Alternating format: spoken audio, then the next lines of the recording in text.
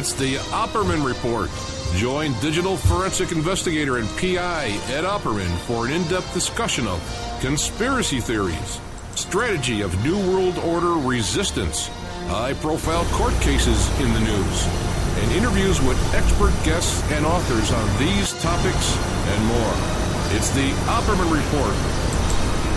And now, here is investigator Ed Opperman.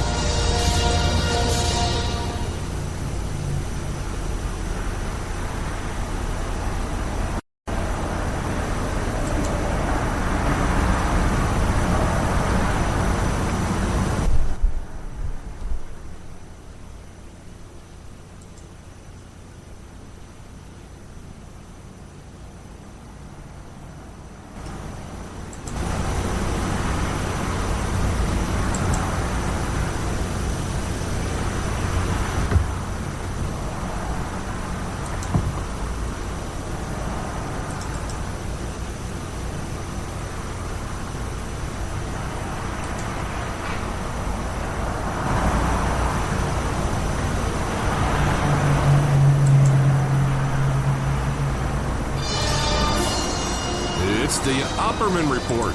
Join digital forensic investigator and PI Ed Opperman for an in-depth discussion of conspiracy theories, strategy of New World Order resistance, high-profile court cases in the news, and interviews with expert guests and authors on these topics and more. It's the Opperman Report. And now, here is investigator Ed Opperman.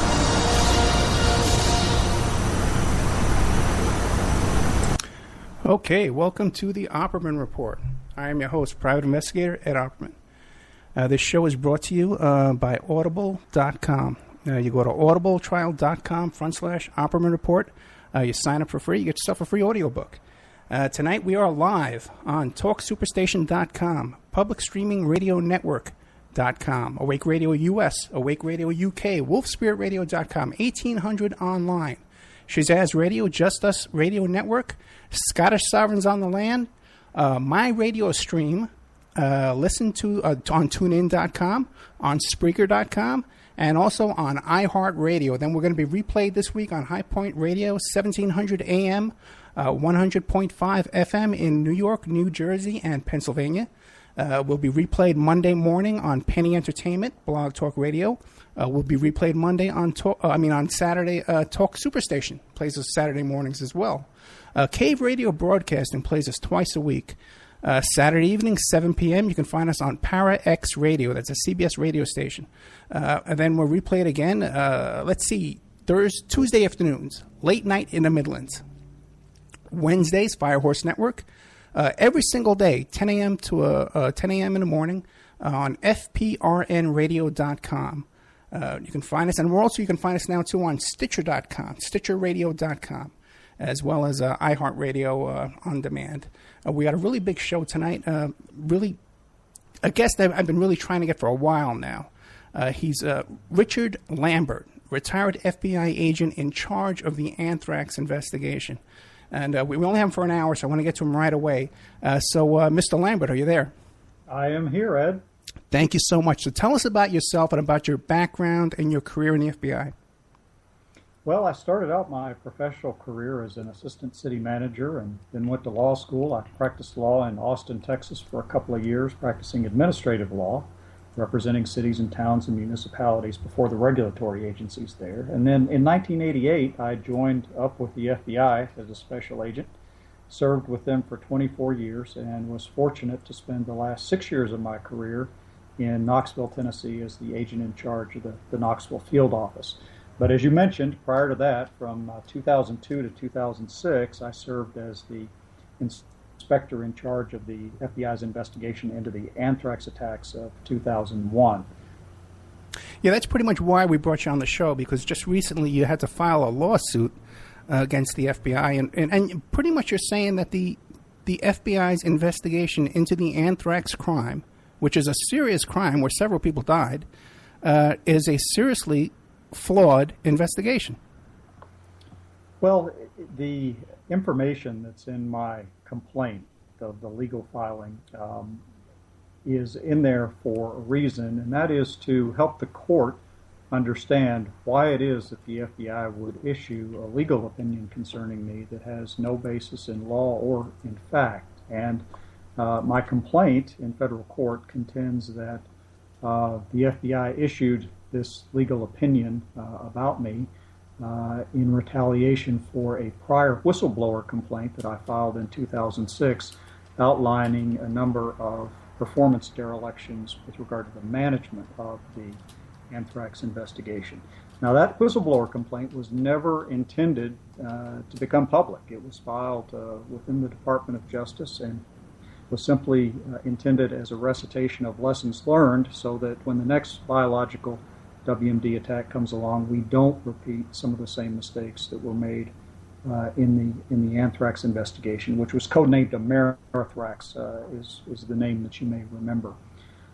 So it is indeed unfortunate that I had to include that information in there, but I do believe that that prior whistleblower complaint was ultimately the basis for the legal opinion that the FBI issued after my retirement, which caused me to lose my job with the Department of Energy that I was working for.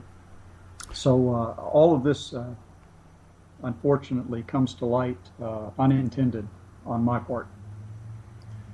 Yeah, but I think it's a good thing that it has, because now that we hear these things, I think the public is very concerned. The people that have heard about this. Now, has there been a lot of press covering your lawsuit? Well, there has been quite a bit, and most of it has been very confused, I think. The media outlets that have picked up on it try to reduce it down to a soundbite, and that's very difficult to do in this instance. My lawsuit essentially contends that I was fired from my job with the Department of Energy as a senior counterintelligence officer because the FBI issued a legal opinion that I was violating post-employment conflict of interest restrictions. And that certainly was not the case. In fact, prior to me taking a post-FBI job as a senior counterintelligence officer with DOE, for the last 15 years, retired FBI agents had taken employment in the exact same type of position. And in fact, when I took the position, there were 3 other retired FBI special agents in charge currently serving in the position of senior counterintelligence officers. So this legal opinion that the FBI issued stating that I was violating post-employment conflict of interest restrictions was really something new.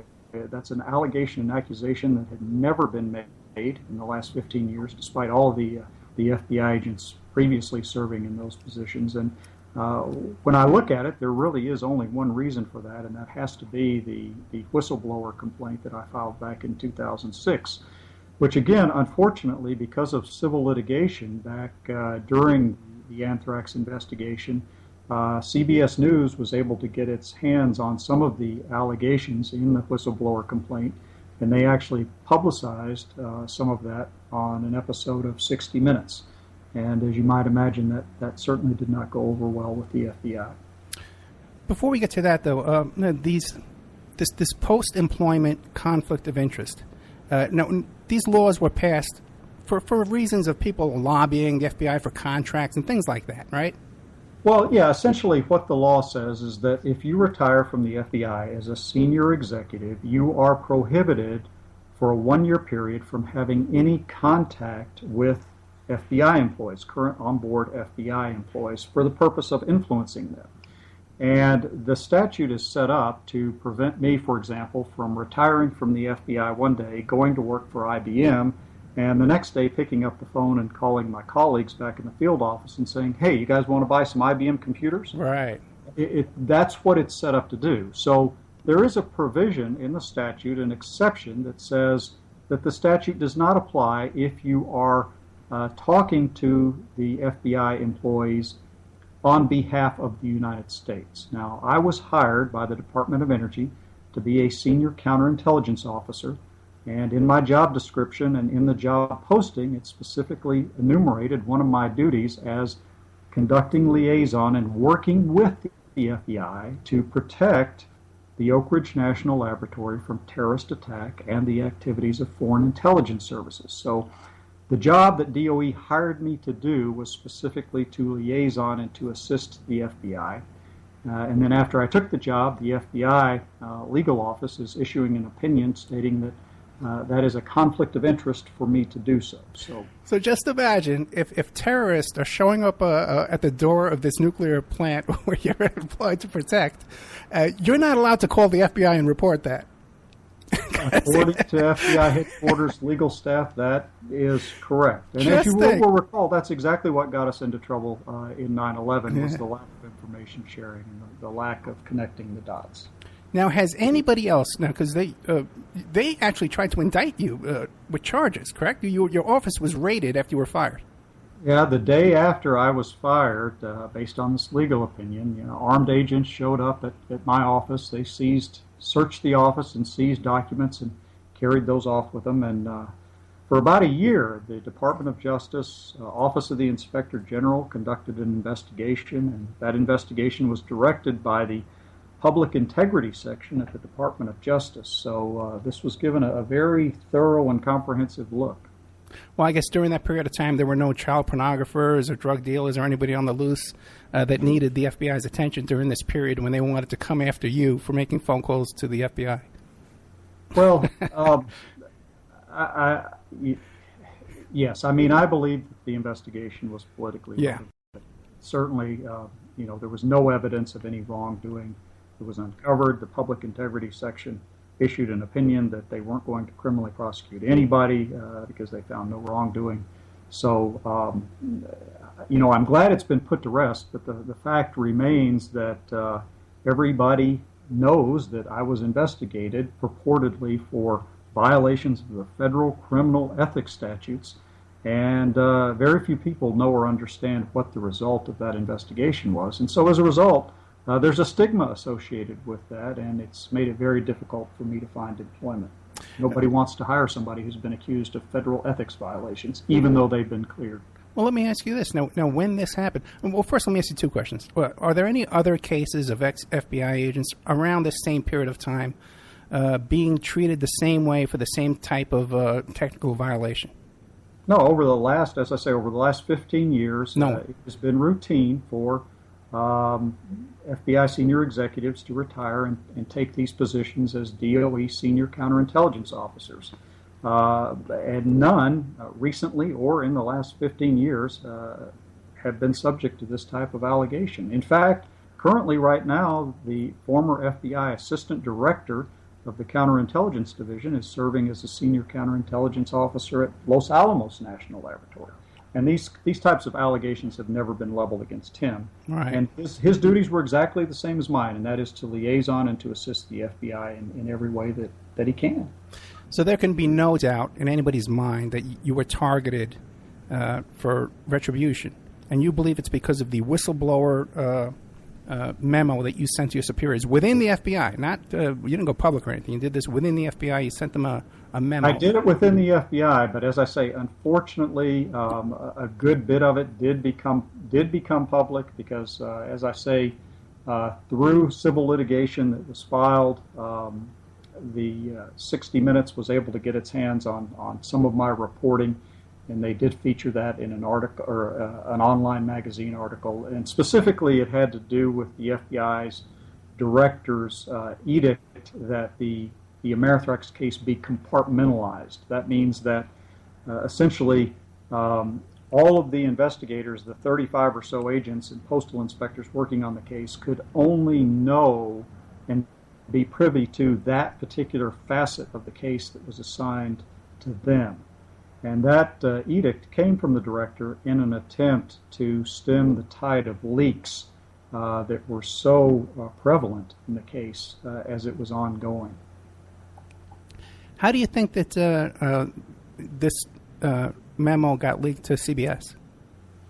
Well, the Bureau, I believe, actually had to produce it pursuant to discovery demands in earlier civil litigation. So once it was produced to the plaintiff's lawyers, my speculation would be that the plaintiff's lawyers then turned it over to the media. And in that memo, you had a lot of complaints about the way the investigation had been handled, and how this one of the main, I guess, persons of interest, this Ivins, Dr. Ivins, was treated in the investigation, and after his death, pretty much they closed the case. This is a closed case now, isn't it? According to the FBI, yes, it is a closed case, and if Congress is satisfied with that, that is fine. It has been my contention all along that there is a wealth of exculpatory evidence regarding Bruce Ivins that would have precluded a conviction of him beyond a reasonable doubt, as is required in federal court to obtain a conviction. Now, I know that the FBI, after his death, laid out all of the evidence that they felt was indicative of his guilt. But I do not believe that all of the evidence probative of his innocence has been shared. And I don't know whether it's been shared with Congress. Perhaps it has, and perhaps they're very comfortable with what they see. I don't know. I'm not here to advocate one way or the other that the investigation should be reopened. All I'm saying is that the information that the American people have been treated to is a highly selective presentation of the facts that contains a lot of material omissions. They don't have the full story. Perhaps Congress does. And again, I think it's in Congress's lap as to what they want to do, if anything. Well, how comfortable do you feel, though? Like right now, you were in charge of this investigation. How comfortable do you feel right now that we should feel safe? Let's put it that way.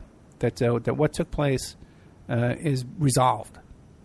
Well, I think that I don't have any concern about the safety of the American public. Certainly, we are much better prepared now as a nation to deal with a biological attack than we were in 2001. We were wholly and totally unprepared in 2001. I do have concerns, though, that we don't have the full story about what happened. And I'm not saying that Bruce Ivins was not the anthrax mailer. He may very well have been. But again, there is a wealth of exculpatory evidence, at this point, I would not consider the case to be closed. I think it's a cold case. I understand the FBI has closed it, but again, in my mind, it certainly is not solved. And I left the case in 2006 after 3 years, simply because the lack of urgency became exceptionally frustrating. And it was apparent to me that things were not going to move any more quickly than they had been. And at that point, I had invested basically 4 years of my life, 7 days a week, working the case. The director was immensely interested in it, the vice president immensely interested in it. But essentially, that is where the interest stopped. And, which vice president, Cheney? Cheney, yes. Okay. But it was very difficult to get resources for the case. The FBI at the time had 9 special agents who had a PhD in microbiology. I was unable to get those agents who were in other field offices assigned to Washington, D.C., even on a temporary basis, to assist with the investigation. And the FBI laboratory was moving very slowly with regard to forensic and scientific analyses, and those scientific analyses which had been done to date were not going to be admissible in federal court until significant validation testing had been done. And not to get too technical here, but Federal Rule of Evidence 702 provides that scientific evidence is not admissible in court unless it has the techniques have been shown to be reproducible and to produce reliable and consistent results. And so anytime you develop a new forensic technique, it's got to undergo a period of validation testing to show that the test does in fact produce reliable and consistent results time after time. And just because of the lack of engagement, it was apparent to me that it was going to be 2, if not 3 more years before we were able to advance the case any further. Well, let me ask you this. In the beginning of this investigation, at least on the news, we were all hearing that there were connections to Al-Qaeda, because it happened right after September 11th, the World Trade Center bombing. There were connections to Al-Qaeda, there were connections to Saddam Hussein, because he had anthrax and barrels of it. Now, when you were seeing this on the news, what was your reaction being involved in the investigation? Well, you're exactly right. And, I think that even today the public has a misperception that this investigation early on was focused or targeted on one particular individual or one particular group of individuals. And nothing could be further from the truth. I think the reason people have that perception is because of the leaks coming out of Washington about the case. Certainly indicated that or gave people that perception, because they didn't know about all of the other moving parts of the investigation that had not been leaked. But the investigation, when I took it over in 2002, it had been ongoing for 1 year, and what we wanted to do was make sure that we were considering every possibility. And of course we had to consider that this attack was perpetrated by international terrorists, by Al-Qaeda or another radical Islamic extremist group, because of the close proximity to the 9/11 attacks. We also had to consider the possibility that it was perhaps some sort of domestic terrorist group. We also had to think about whether it was a lone wolf attack by maybe perhaps some kind of disgruntled government scientist or a disgruntled commercial scientist, for that matter. And then we even had to look at whether this was some sort of test by a foreign adversary, maybe North Korea or Iran coming at us as a government entity, just sort of testing our defenses in the wake of 9/11 to see how vulnerable we were. So all of those possibilities were on the board and had to be investigated and had to be considered, and they were in fact considered and investigated. Well, and it's my understanding that the letters were dated September 11, 2001. Were they also mailed on that date? No, the first letters were mailed, I believe, on September the 18th, which was 7 days after the attack. And then 21 days later, on October the 9th, we had a second set of mailings that went to Washington, D.C. So the letters that were in the envelopes that were laden with anthrax, they do make reference to the 9/11 date, indicating that there is a connection or a tie in there. So the person or persons or group had to be kind of ready to get going. They only had a week from 9/11. They had to be planning this prior to September 11th in order to have the anthrax ready and these letters, right? Well, that's exactly right. And, it has now been declassified and it's out there in the media. And what we know is that Al-Qaeda had a very robust bioweapons program that was getting very close to having an anthrax weapon developed. They were moving quickly in that direction. They had a microbiologist that they had hired. They had a laboratory set up outside of Kandahar in Afghanistan, and they were actively seeking pathogens. So, in my mind, I believe what happened is that the 9/11 attacks actually preempted an anthrax attack by Al-Qaeda, because clearly they were moving in that direction, and that was their design, and that was being directed by Khalid Sheikh Mohammed. But the actual anthrax that was in these envelopes here in the United States, that anthrax came from military labs here in the United States, correct? Well, we don't... What I can say is this: it was the Ames strain of anthrax. Ames is one of 211 different strains of anthrax that are out there. Ames was first discovered in 1980. It was isolated from a dead cow in Sarita, Texas, and it was sent by veterinarians at Texas A&M University to the U.S. Army Medical Research Institute of Infectious Diseases in Fort Detrick, Maryland, for them to look at and study. And one of the functions of USAMRIID, it was at USAMRIID, but there were also 16 other labs in the United States that had the Ames strain prior to the attacks. Now, ultimately, through some genetic anomalies that were discovered in the anthrax from the mailings, we were able to go to those 16 labs and see whether the Ames isolates that the 16 laboratories possessed contained any of those genetic abnormalities.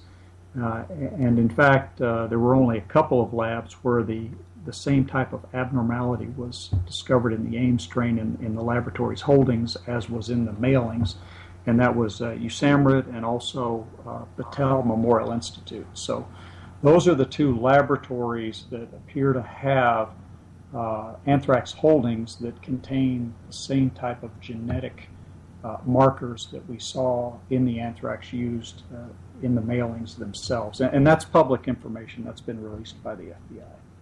But also, too, wasn't this weaponized grade anthrax in that it was so light and aromatic, I guess you might say, that it would immediately disperse into the air? Well, weaponization, when we say weaponized, there are a set of characteristics that would indicate that something has been produced to be used as a weapon. And there are a lot of things that can be done to anthrax to make it more effective as a weapon. One would be the particle size. Anthrax spores are very, very small, and you want a particle size such that the particles remain aloft in the air so that they can be inhaled. Anthrax particles also have a natural electrostatic charge, meaning that they tend to stick to things, just like dust tends to stick to your television set. So if you can eliminate that electrostatic charge, it also allows them to remain airborne for a longer period of time. Also, the moisture content is another thing. So there are a number of things that can be done to anthrax to make it more effective as a weapon. I would be hesitant to characterize the anthrax in either one of the mailings as weaponized. The first anthrax that was sent to New York City was very different in character, and you can see that in pictures that the FBI has released. Is very different in character from the anthrax that was mailed to New York 21 days later. The anthrax that was mailed to New York in the first set of mailings, it really is brown and granular. It almost looks like it has the consistency of sand. And then 21 days later, the anthrax that was mailed to New York City, it has more of the character. It's of a more refined product. It almost looks like flour. So two very distinct and different batches. And again, photos of both batches have been released by the FBI. Okay, that's fascinating because we know from the handwriting on the envelopes and stuff like that that seemed. I was looking at the videos today. That looks identical to me. But for whoever the source to mail these anthrax, to have access to two different grades of anthrax, that's a pretty serious situation, don't you think? Well, it just simply means that two different production methodologies were used to produce it, and to make an anthrax powder like we see in the envelopes, you first have to take anthrax in its vegetative cell state, and then you have to force it to sporulate, and you basically force bacteria to sporulate either by depriving them of nutrients or you heat shock them at a certain temperature. And then once they've sporulated, you have to purify them, which means that you simply have to wash away the growth media and sort of exogenous trash that is surrounding them so that you're left with nothing but spores. And then once you do that, you have a slurry of spores, a wet slurry, and you need to dry that down in some way. And you could simply let the spores dry out with air. You could put them in an oven. You could use a food desiccator, Or you could use something as sophisticated as a lyophilizer, which is a freeze dryer that is used in laboratories to quickly freeze something with a very low moisture content. Okay, we don't want to give too much of a recipe out. Okay, but it did seem to be though also too that so you would think that once they mailed out this first batch, that they would feel that the heat is on and they'd be kind of keeping a more lower profile, and they wouldn't have access to this equipment to come up with a better grade. Wouldn't you think? You know, I think that's a very good question, and there's a big question mark surrounding that as to why we have two batches that are so very different and very distinct. And what do you think? I honestly don't know. Okay. I don't know the reason for that. Okay, honest. Okay, well, let's take a little break here, and we'll be right back with more of retired FBI agent Richard Lambert, who was the FBI agent in charge of the Anthrax investigation of 2001, and left the FBI and has kind of been targeted. You know, it seems obvious to me that he was targeted for his dissatisfaction with the course of the investigation, if that's fair to say, Richard. I think that's fair to say. Okay, great. We'll take these messages, and we'll be right back with more of a retired FBI agent, Richard Lambert.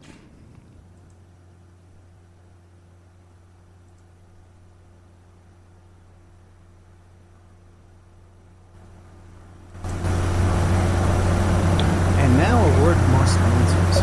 We are listener-sponsored, and we appreciate your donations. If you like the show, please visit OppermanReport.com and click on the donate button, or you can donate directly through PayPal at OppermanReport@gmail.com.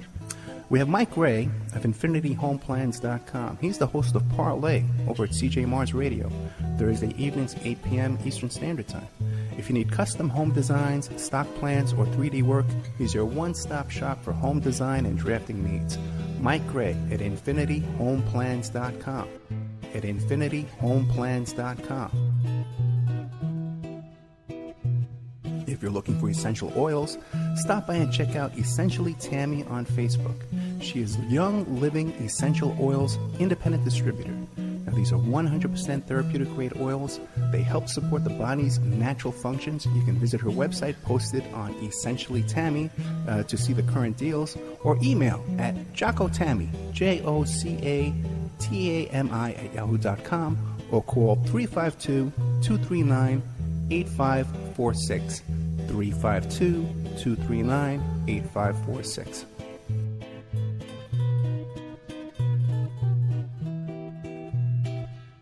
Hey, if you need a private investigator, go to my website, emailrevealer.com.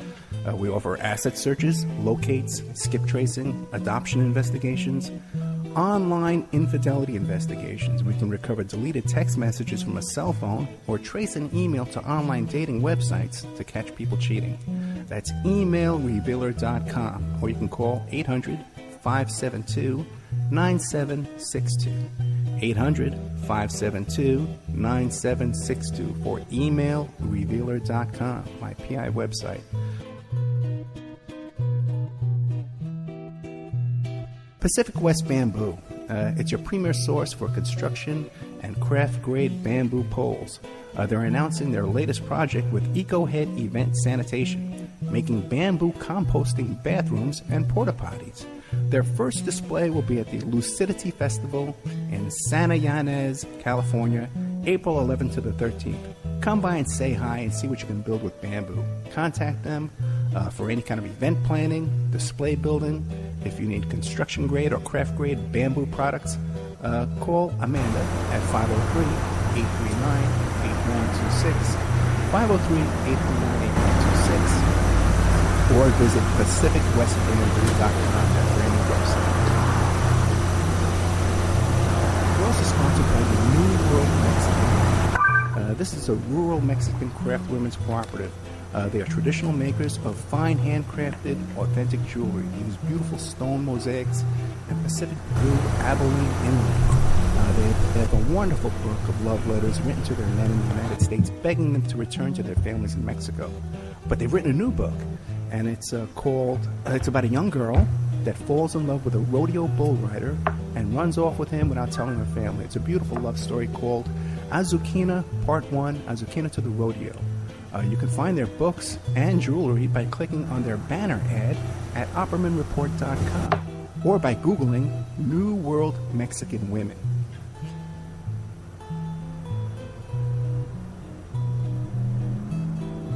You can also promote your business or website right here and have your ad played all over the world 7 days a week by emailing oppermanreport@gmail.com or calling 800-572-9762.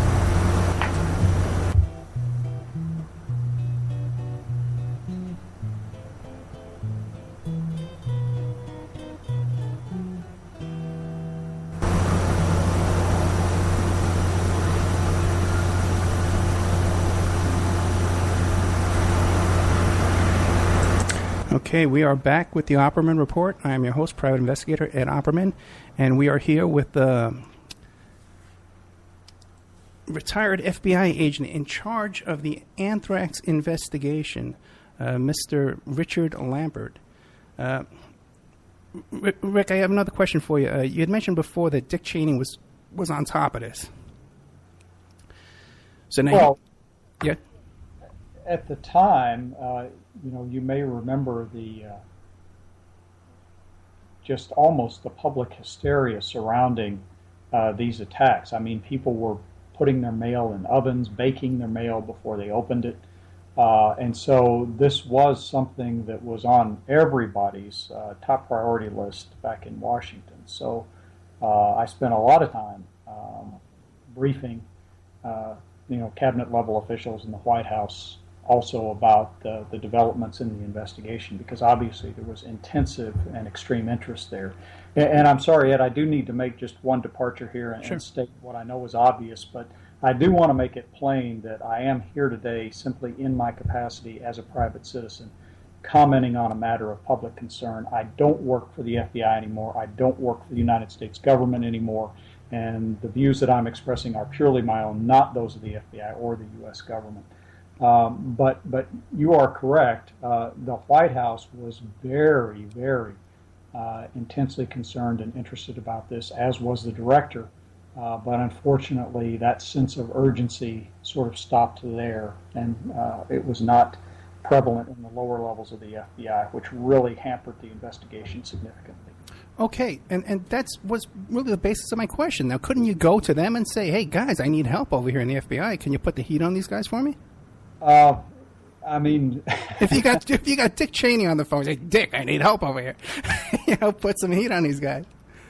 Right. I had too much respect for the director to bring that sort of scrutiny and criticism to him at that point in time. I tried to deal with his subordinates as he instructed me to do. The director was very interested in the details of this investigation, its progression and its advancement, but in terms of resources that were needed to keep it going, expertise that was needed, getting people to conduct computer forensic analyses and those sorts of things. Those sorts of issues he delegated to his deputies and had me speak with them. And I did so repeatedly. But unfortunately, as I say, the same sense of urgency and concern and engagement that the director evidenced was not there with his subordinates. Okay, and see, and I've read your concerns, both in the lawsuit and in some different online articles. And just one point was that only 12 out of the 20 agents assigned to this case had any prior investigative experience. Sadly, the investigation became sort of a political pawn in a larger struggle of egos back in Washington. The director, Robert Mueller, was very hands-on, supremely capable, exceptionally smart, probably the brightest man I have ever worked for before. But he had some ideas about management of the case that really violated about a 100-year-old paradigm in the FBI. And that paradigm was simply this. The FBI has 56 field offices across the country, and those field offices are headed by special agents in charge. and they generally view themselves as kings of their fiefdoms, and that they will run their investigations without hindrance or interference by FBI headquarters. Well, when this case came along, the Anthrax attacks, the director rightly viewed it as so significant from a national security perspective that he made an unusual decision and an unprecedented decision that he was going to run that investigation from FBI headquarters. And so he took it out of the hands of the Washington field office. He put me in charge of it. I was assigned to the FBI headquarters inspection division, and I was told to run it. And that's all well and good. I was very comfortable with that responsibility. Unfortunately, commensurate authority did not go with that charge of responsibility. So what happened is, in retaliation for the investigation being taken away from the Washington field office, they decided that they would only assign agents right out of the FBI Academy to the task force. And it seemed almost to me a deliberate attempt to obstruct or to make the investigation fail. I mean, the FBI has got some incredibly competent, seasoned investigators who have just done remarkable work over the years. But getting those agents assigned to the case was just an incredible struggle. And so for that reason, we had a lot of agents assigned to the case who had absolutely no investigative experience at all. It would be like if you took a first-year medical resident and told him, okay, tomorrow you're going to perform brain surgery. Yeah, the biggest investigation in the country. Yeah, I mean, he could probably do it, but not well. I had this very simple idea or notion in my mind that given the significance of this attack, 5 people died, 17 also got sick and ultimately recovered. The best and brightest that the FBI has among its 11,000 agents should have been assigned to this case. And that is one of the lessons learned for the next bioterrorism attack in this country is we need to, and the FBI's got a list of all the people who have this specialized expertise, and they need to be brought to bear immediately upon the problem and upon the investigation. And that simply did not happen. And I think we spent years catching up as a result of that. Okay, but Mr. Lambert, you write this off as to political egos and infighting and politics and red tape kind of stuff, even after they've targeted you to the extreme that they have? Well, I mean, it is what it is. Should the investigation have been handled differently? Yes, I think that now we have learned a lot of things about process for investigating these WMD attacks, and I think we're much better prepared today. The FBI is especially to deal with the next bioterrorism attack, but that preparation and being better prepared comes from hard lessons learned and failures and performance derelictions in the Anthrax investigation. Well, you listed a whole bunch of concerns, both in your lawsuit. Can you give us a list of some of those concerns about the investigation that had you so upset?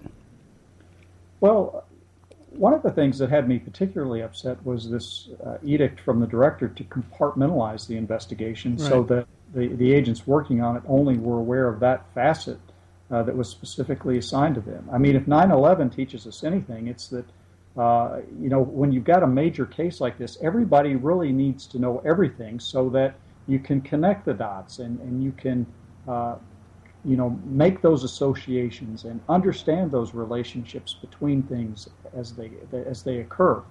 And that edict was put in place, and I understand why it was, is to try to stem that tide of leaks in the investigation. And in fact, ultimately, those leaks resulted in Privacy Act litigation in which one litigant was successful, and the American taxpayers actually paid out, I think, about $5.6 million to one so-called person of interest because of leaks in the case that violated that individual's privacy rights. So I understand why the director did it, but it really had immense consequences. And when he brought this up about these leaks, and he brought it up repeatedly that I needed to make them stop, I repeatedly told him that I did not believe the leaks were coming from anybody on the task force, but they were coming from senior officials, either in the Department of Justice or in the FBI.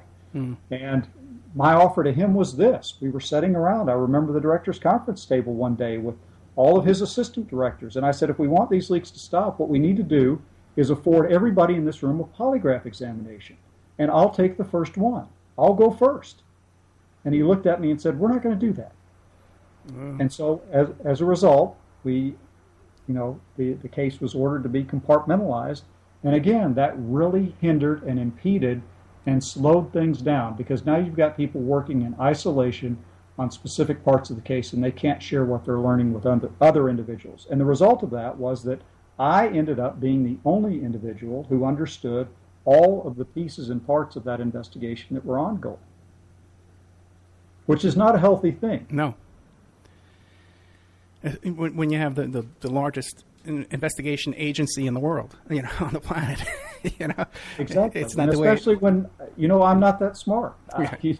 It would have helped to have had other brain power on this investigation, other people who also understood all of the different facets and aspects of it as the case was developing. Well, one of the things that struck out at me was these 2 PhD microbiologists that were sent to take Arabic language classes for 18 months during the investigation.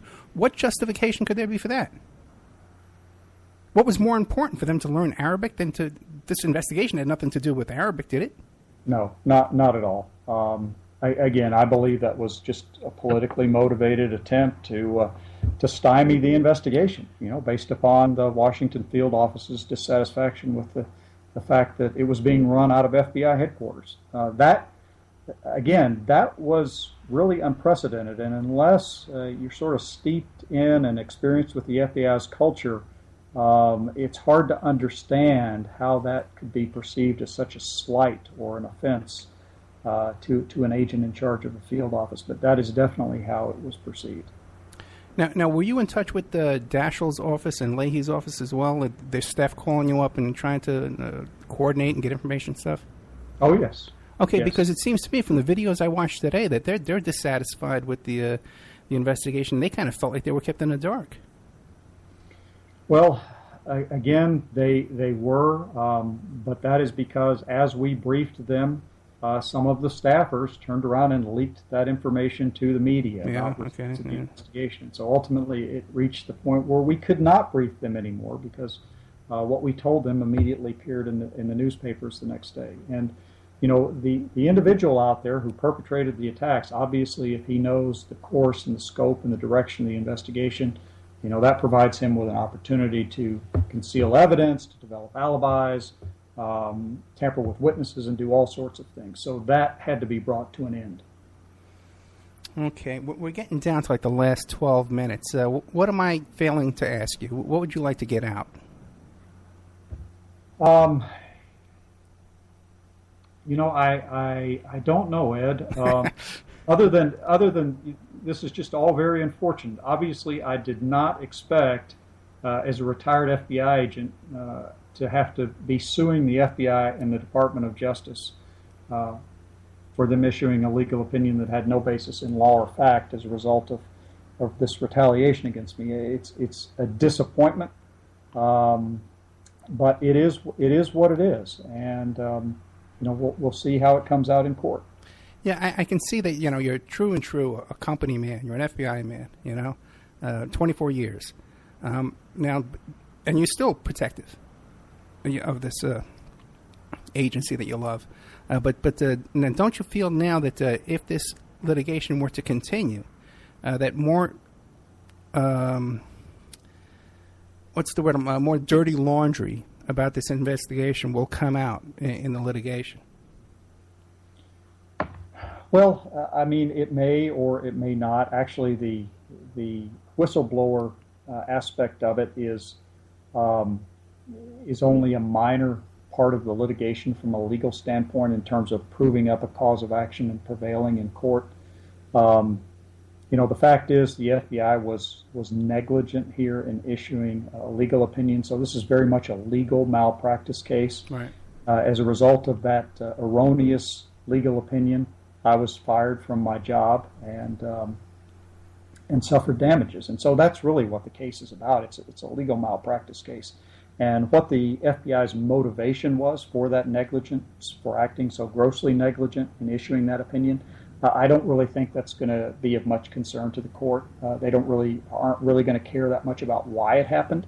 The reason, again, I have included that in the lawsuit is because it is such an anomaly, given that so many people who retired from the FBI preceding me went into the exact same job without these kinds of allegations ever having been leveled before. So that's the reason that it's in there. I hope no more dirty laundry comes out. As you say, the FBI is filled with lots of hardworking, very dedicated people. Unfortunately, we just had the perfect storm of clashing egos in this case that really set it back. And I think that we've all learned a lesson from that. And I don't think that it will happen again. I have a couple of questions just out of my own curiosity that always just kind of said, hey, this is weird. One thing is this Robert Stevens, who worked for this National Enquirer office. Now, he was like one of the first victims, right? He was the first victim, what they call the index case, yes. And he worked at the AMI building in Boca Raton. And AMI is the company that publishes the supermarket tabloids that you see, the Star, the Sun, the Enquirer, and those sorts of things. And Bob Stevens was a photographer for the AMI group. And unfortunately, despite extensive searches that were done at the AMI building, no anthrax-laden letter was ever recovered from that facility. Not sure exactly why that is. There was, and this is, again, all public information, but there was extensive anthrax contamination found within the AMI building, including within the mailroom. So it appears that certainly a letter did come into the facility.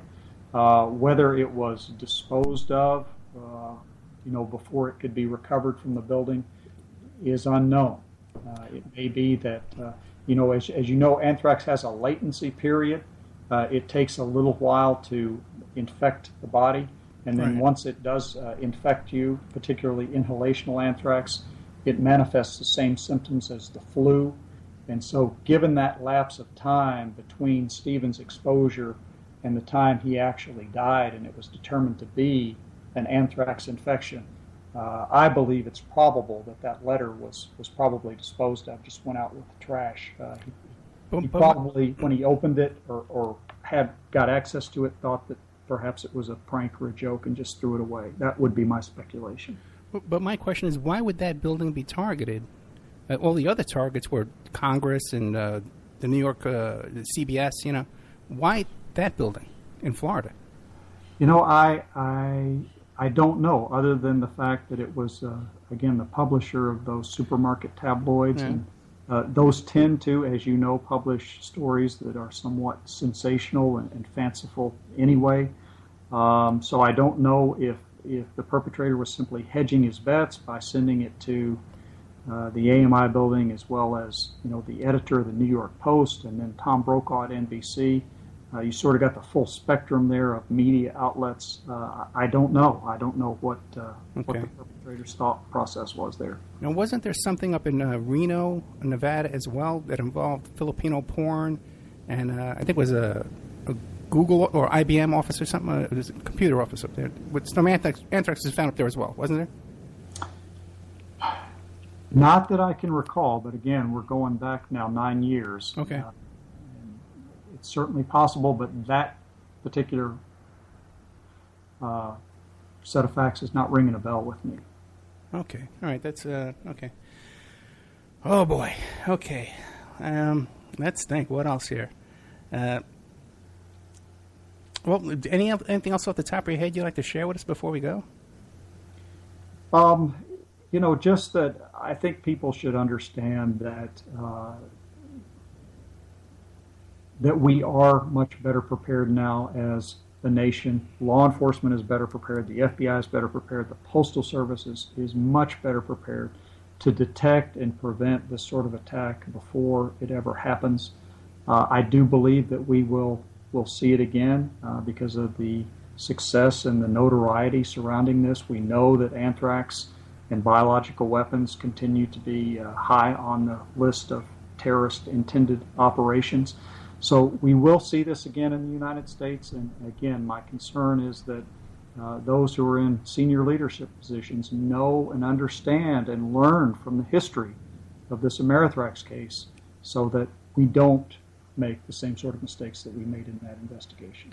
What do you think about people who say that the motive for this could have been to intimidate politicians that were not in favor of signing the Patriot Act?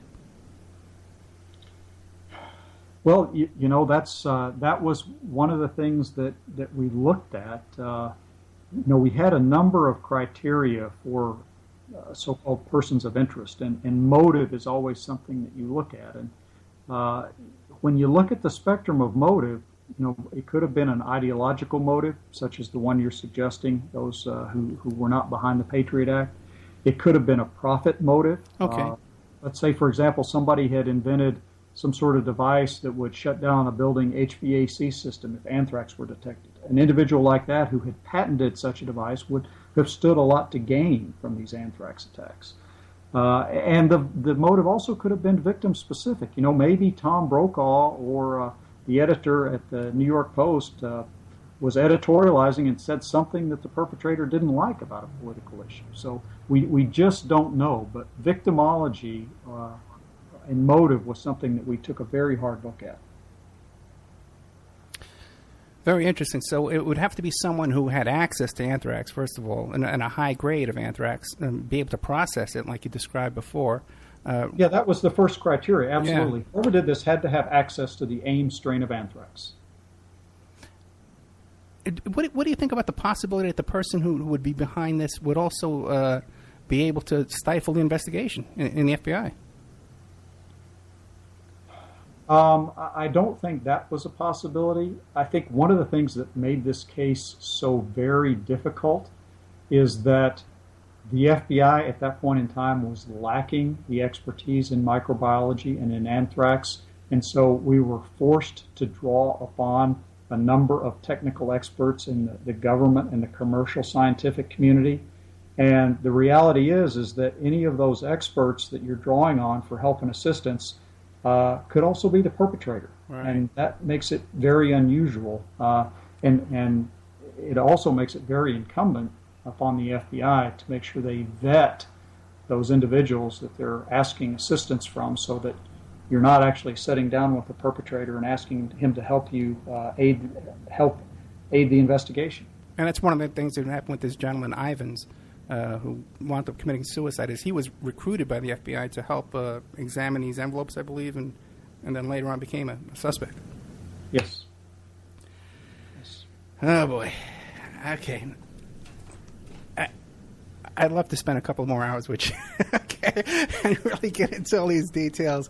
I got to tell you, but it is a tragic situation. I want to thank you for coming on. Now, you don't have a book or a website or anything.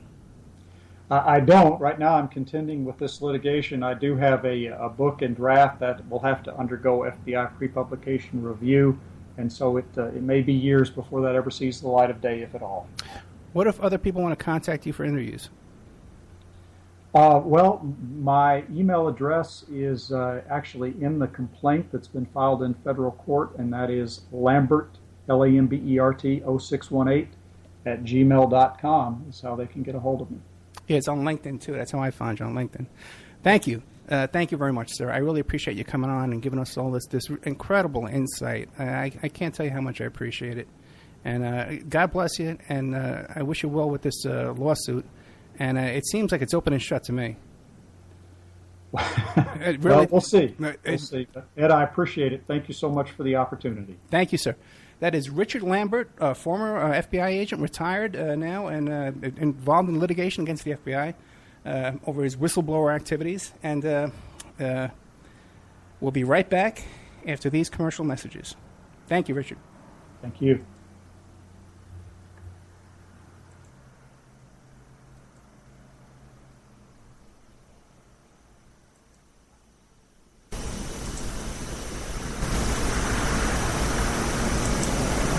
And now a word from our sponsors. We are listener sponsored, and we appreciate your donation. If you like the show, please visit OppermanReport.com and click on the donate button, or you can donate directly through PayPal to OppermanReport@gmail.com. We have Mike Gray from InfinityHomePlans.com. He's the host of Parlay over at CJ Mars Radio, Thursday evenings, 8 p.m. Eastern Standard Time. If you need custom home designs, stock plans, or 3D work, he's your one-stop shop for home design and drafting needs. Mike Gray at InfinityHomePlans.com. At InfinityHomePlans.com. If you're looking for essential oils, stop by and check out Essentially Tanning on Facebook. She is Young Living Essential Oils Independent Distributor. These are 100% therapeutic grade oils. They help support the body's natural functions. Visit the website posted at Essentially Tanning to see the current deals, or email at Jocotami, JOCATAMI@yahoo.com, or call 352-239-8546. 352-239-8546.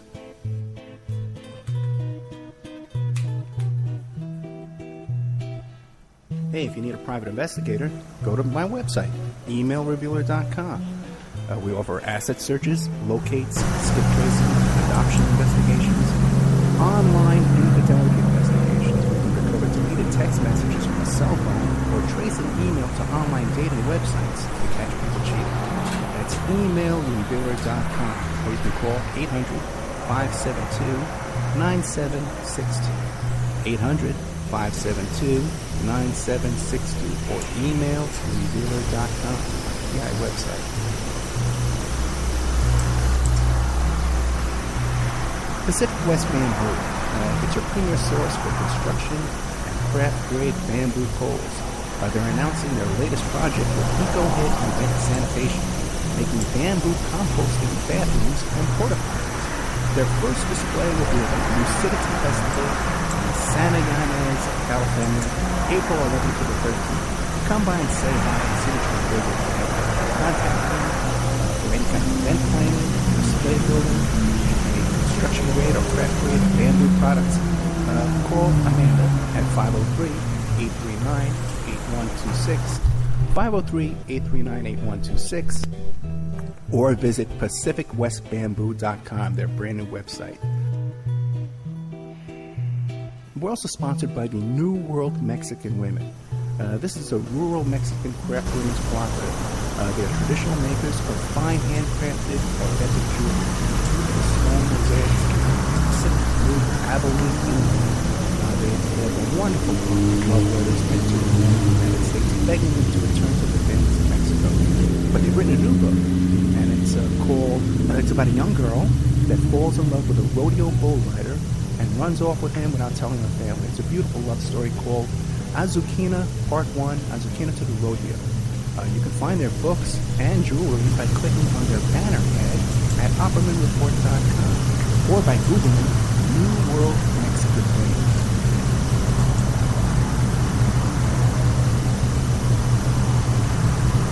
You can also promote your business or website right here and have your ad played all over the world 7 days a week by emailing OppermanReport@gmail.com or calling 800-572-9762.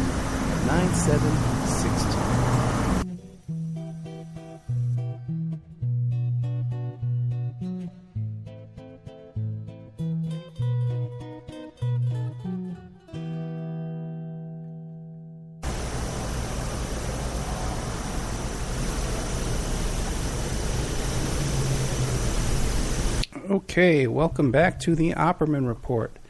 I am your host, Private Investigator Ed Opperman. What the heck is that? Okay, welcome back to the Opperman Report. I am your host, Private Investigator Ed Opperman. Let's see. That was our guest tonight, Rick Lambert. He was the retired FBI agent in charge of the Anthrax investigation. And there you got, man. There's a true believer, man. Still believes in the FBI and still carrying water for him, even after they raided his office and got him fired from his job and threw charges against him. But what are you going to do? So I got about 2 hours I got to kill tonight. Or else maybe I'll pass out. Who knows? So make a couple little announcements here, then take some calls. maybe come up with another topic. If somebody wants to call in and discuss anthrax with me, that'd be great. I got a bunch of notes on it. I'll probably give a little bit of information I have on that myself. As a matter of fact, why don't I get into that first? Funny story. Funny thing happened to me on the way to the radio show tonight. Okay, I was asking him about the anthrax investigation that went on up in Reno. Okay, because I know a little bit about that. And what happened is during the Art Bell feud, back around 97, there was this big feud with the Art Bell and some of his former guests. In fact, one of his former guests was named Robert Stevens, who coincidentally was the first victim in the anthrax case as well. But Art had this big feud going on with David John Oates and Robert Stevens, who claimed he was a Navy SEAL, and all this nonsense was going back and forth. And we all got to know each other. Everybody's involved in this feud. I wound up giving an affidavit for Art and to help him to negotiate a settlement, this whole crazy business. But in this feud was this character that was from Reno. And so when this thing happened in 2001, because he worked up there in Reno, so I had some friends up in Reno, and I said, you know this guy? And he says, oh, yeah, we know who he is, yeah. So then later on in 2001, when this anthrax investigation went on, it came out that this Filipino porn was in an envelopes with some suspected anthrax or with anthrax in it. And it passed through this Reno post office. So I talked to my friend up there about something else. And he goes, hey, Ed, remember you were asking me about that guy you knew? And I says, yeah, what about him? And did you hear from him? What's going on? He goes, the FBI was asking about him because of this anthrax investigation. So the FBI was actually investigating one of the people involved in the Art Bell feud, suspecting perhaps that they had passed along this anthrax up there in the Reno post office back in 2001. And that's kind of a little funny connection that I had to it. A couple other funny things. I guess you really can't call it funny, but because anthrax was a serious thing. Like 12 people died, like he said, a whole bunch got sick. But one of the things was that we didn't get a chance to talk about was that on September 11th, everyone in the White House and people in Congress and stuff like that were giving the medication Cipro, which is an antibiotic. And there was a theory at the time that Cipro could combat anthrax. So when you had the attack on September 11th, suddenly everybody in the White House and everybody in Congress, the Supreme Court, everybody, probably even people, big shots in the media and stuff like that, all the big powerful people in Washington, the elite in this country were all given this drug, Cipro, right, that supposedly would combat anthrax. Even this is before they even started getting the anthrax in the mail. Somehow they knew they might need it, right?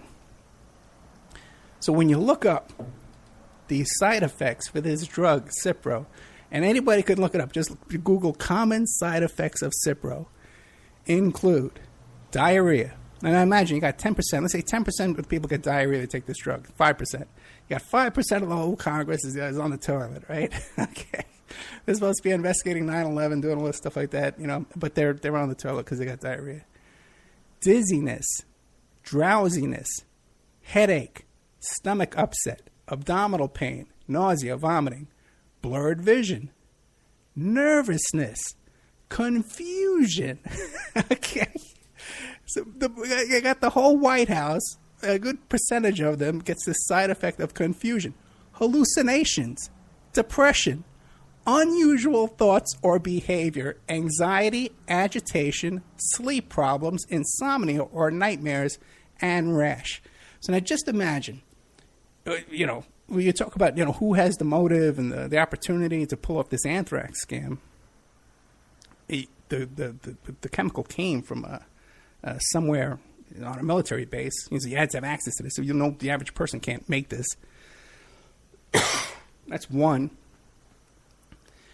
And then somehow half the people in the government all have hallucinations, depression, and confusion. How do you pull that off? And then, like he says, from the top of the FBI, the investigation is hindered and monkey wrench thrown into the investigation. And I always thought that was a fascinating little side note there on the anthrax investigation, that they were all put on this drug that causes hallucinations and sleep problems, nightmares. unusual behavior. Another thing that always stuck out at me about this Anthrax thing, especially, was that building that we discussed, the American Media Building in Boca Raton, Florida, where this guy Robert Stevens died. He worked for this National Enquirer type building. They run all of them. They was all run by the same company, Globe, National Enquirer, all of them. When this building was infected with anthrax, a real estate investor bought this building for $40,000. Okay? And you can look up this building. Look up the American Media Building in Boca Raton, Florida. And put in Anthrax, too. You can see the size of this building.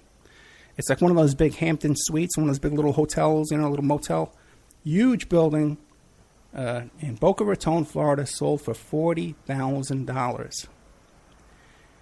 And then the investor that bought it made a plan to lease it to a company called Bio One. Okay, now the financial terms of this agreement have not been disclosed, blah, blah, blah. But Bio One was this company that we just started up that they could clean out anthrax. They got the expertise and the know-how to take care of anthrax. Don't worry about it. It's going to clean this out there for you. And then we're going to rent this building from you. Bio One is owned by Rudy Giuliani, former mayor of New York City. Happens to own the company that went in and had this deal to buy up this building and then lease it back after cleaning it up. They buy it for $40,000 and they clean it up. Now, get this. I found something else here. To clean up the Brentwood Post Office in Washington cost $130 million. Okay? Now, so if you're looking for suspects, who could have been behind this anthrax deal and started companies to clean it up for $130 million, I would take a look at those people as well, to see who own these companies. It's sort of these cleaning companies for anthrax cleanup jobs. He was discussing this character, Ivins, Dr. Ivins, who was driven to suicide by this investigation, by the way. And then after his death, the FBI pretty much announced that the case was closed. And it had to be this guy, Ivins. He had to have done it. Because he was an alcoholic and, he was depressed. And bizarre connections. One connection that they claimed it had to be him was because he had an obsession with a college sorority near Princeton University. And that his obsession was that he edited some comments on Wikipedia about this sorority. And that the post office where he mailed the anthrax letter was next to a storage locker that's a sorority used for their ceremonial gowns and pledges and stuff like that, where they kept an office for some equipment. Not where the sorority house was, but where they had some office to take care of it and storage. And because it was 300 feet from there, that it had to be connected to him because he had a connection to the sorority because of Wikipedia, and the sorority just happened to have an office by this mailbox. Just an outrageous connection. But this guy, Ivins, that was one of the accusations against him. And also, too, that he spent a lot of time late in his office there with his... but he never had the type of anthrax. He had liquid anthrax. He never had the type of anthrax that was... the type that was placed in these envelopes. But after word came back that he was going to be arrested, fatal overdose of Tylenol. But there was no autopsy. They did a blood, what's that called? Tox level, to find out what was in his blood there, and they came up with it was Tylenol. Either it was Tylenol coating, which was in the autopsy, the medical examiner's report, or it was in the police report was that he had purchased 2 bottles of Tylenol PM. So the name Tylenol is in there. We don't know if it's Tylenol PM or Tylenol with codeine. But that was in 2008. The government declared that he was responsible for the anthrax letter attacks. They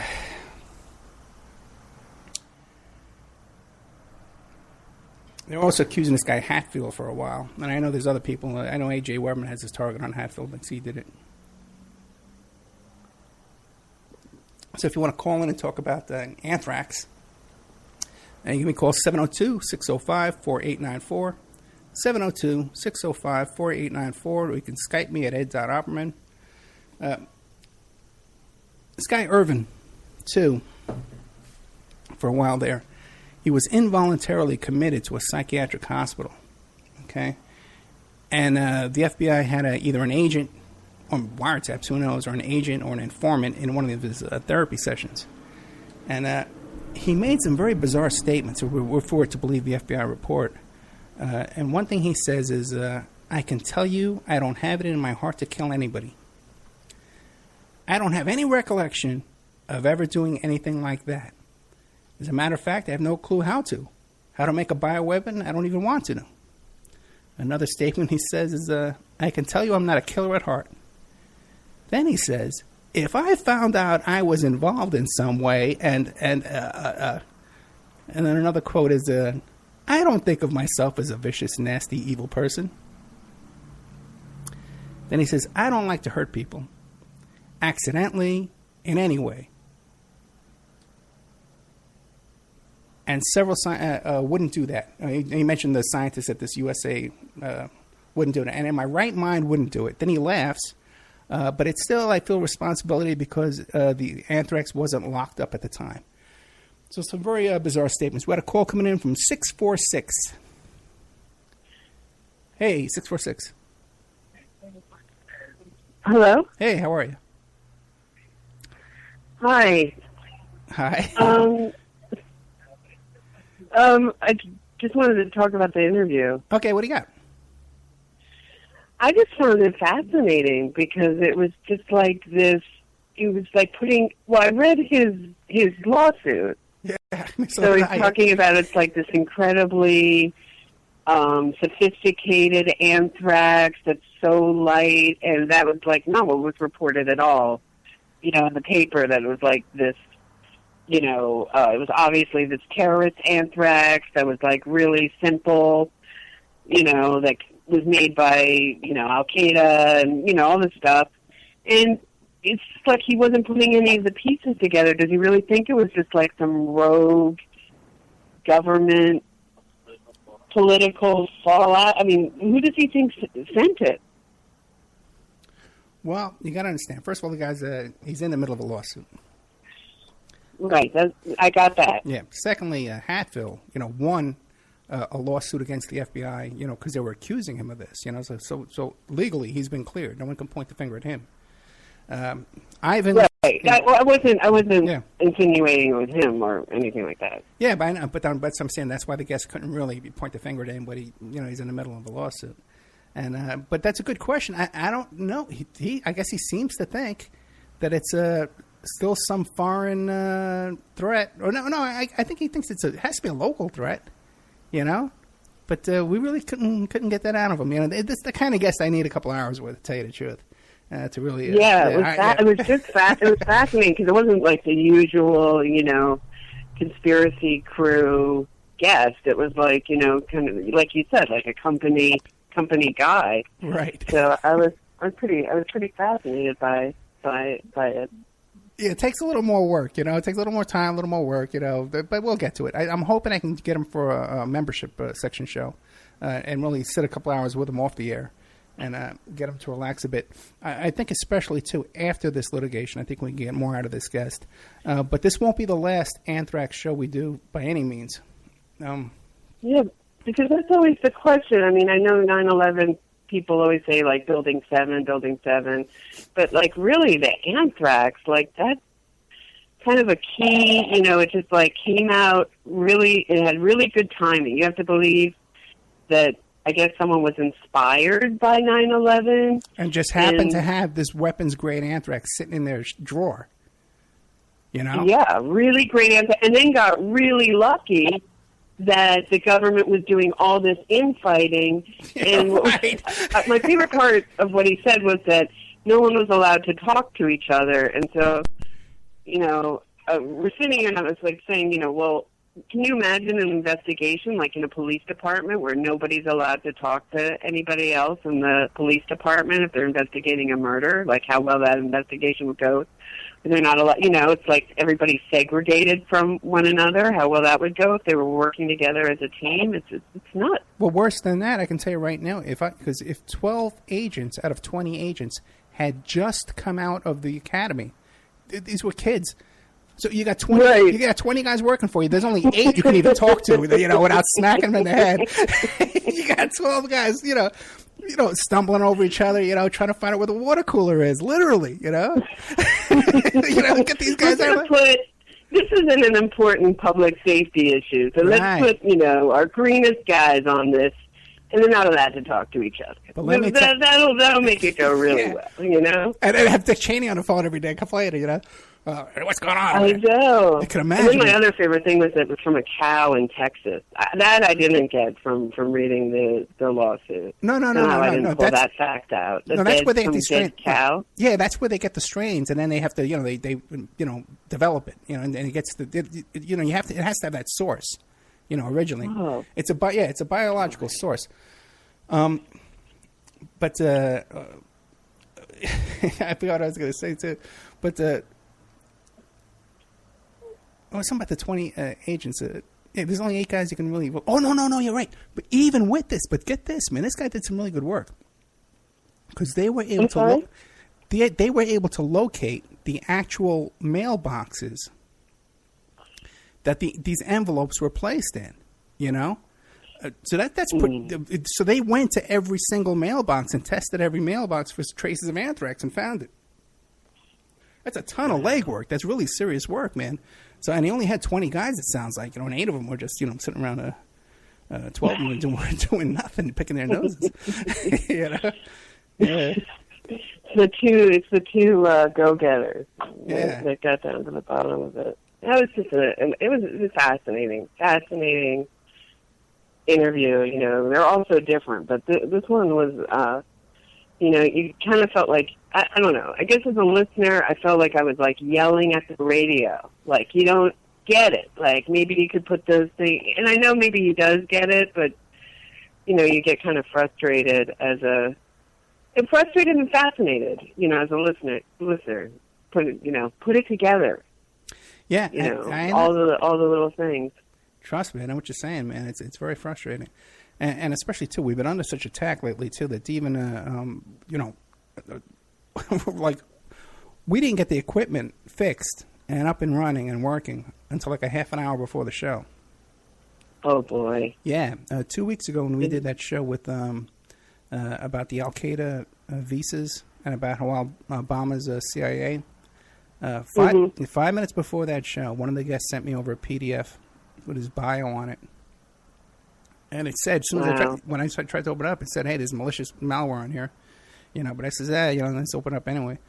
And it shut down SAM, the broadcasting software, and Call Notes, the recording software. Everything else is fine, but it shut down those 2 softwares. And I've been trying to fix it for 2 weeks, and we had it fixed this morning. And then when I went to open it up again, it was broken again. So it wasn't until a half hour before the show that we finally got it fixed. So that's the kind of stuff we're dealing with over here, guys. If you have any idea. You're just like flying by the seat of your pants, Yeah. Wow. Yeah. Well, you do a great job. So, I mean, I hate to say my social life has really suffered because, I got to be in on Friday nights. Yeah, well, me too. These guys can catch the repeats, but I got to sit here no matter what. But I got no social life anyway. I'm done. Forget me. Such a geek. Yeah. Such a geek. Great. I'm such a geek. Not you. I'm such a geek. You're at least producing them, So Yeah. What's coming up? Coming up next week, we have John Potash coming back to talk about his new book about how the government has been using drug addiction against us and against activists, and we're going to be talking about all of that. Oh, that's fascinating stuff. Got another Paul is Dead show coming up. What? Paul, yeah, I don't know about that one. I can't go there, but I'm fascinated by those too. But that's a lot of work, to replace an entire human being. Yeah, I agree with you. Yeah, you would think that like a nurse would, like those National Enquirer stories. It's always like the nurse that like gives it up, to the National Enquirer for it.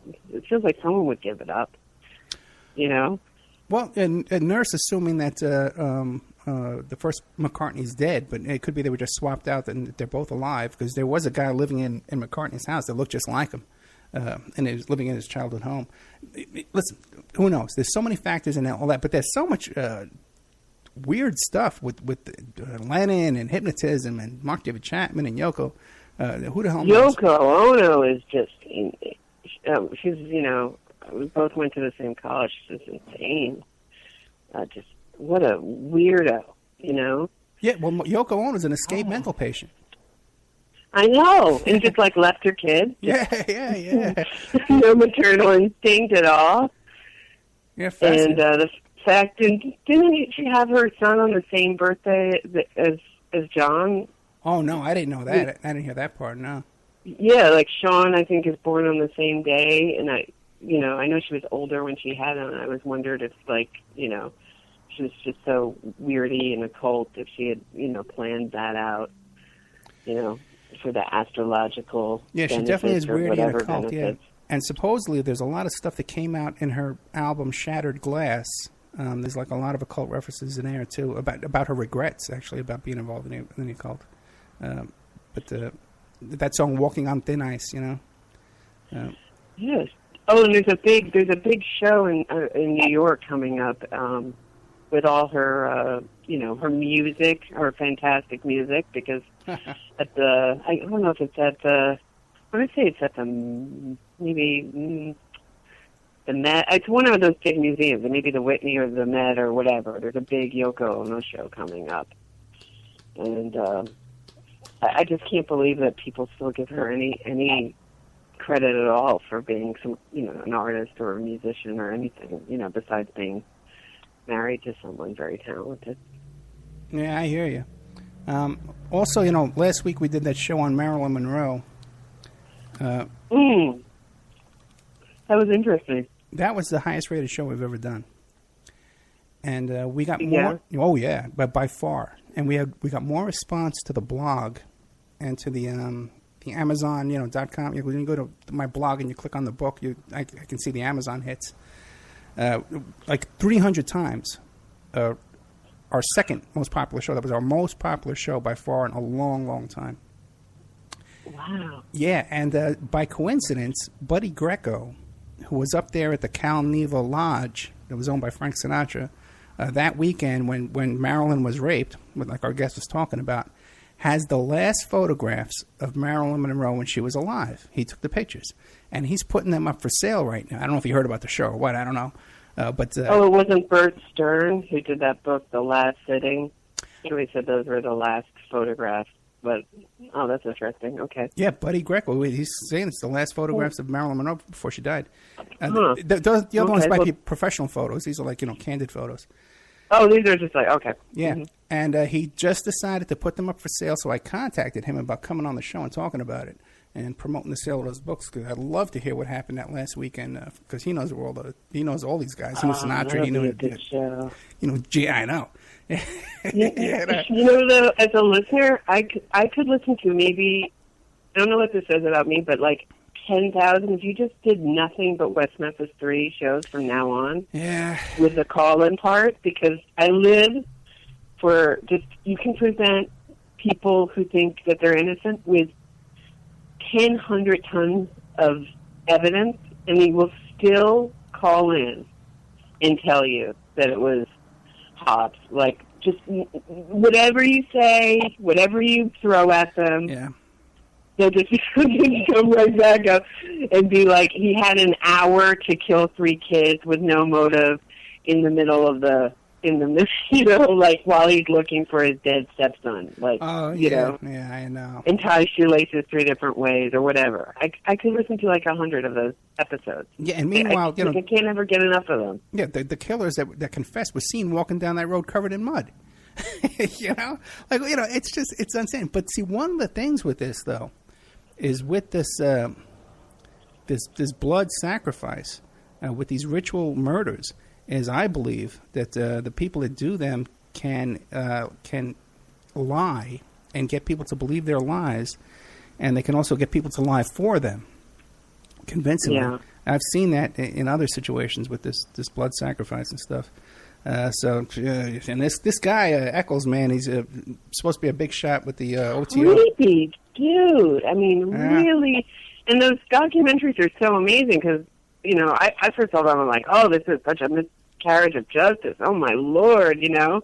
And then you see an interview with him and you're like, oh, gosh, he's really creepy. And then you look into it further and you're like, whoa. And you should have known, or I should have known when I watched the documentary when he says, he turns to his lawyer at one point and he says, I think we've got the case beat. Oh, really? And I think nobody who's, you know, innocent is going to say, we beat the, you know, you're not going to beat a case if you're innocent, you know. You only beat a case if you're, I mean, that's just how I do language, but I should have known then, but it's just really creepy being in the same city as this guy. And I think and the more time he's out, the more, you know, he comes out with all this stuff. I mean, he did that great show with William Ramsey about, you know, his membership in the, I want to call it the ITO, but what is it? OTO. The Crowley OTO. organization. OTO. What is that? OTO. Thank you. The OTO. But, you know, the longer it gets, the more, like, he just can't have enough creepy occult tattoos. He can't do enough really scary, creepy artwork and creepy tweets. And it's just, you know, I guess the yoga woman maybe woke up to some kind of realization that, I don't know. No, I think there's been. No, I think they canceled that appearance, but they've been photographed together since then.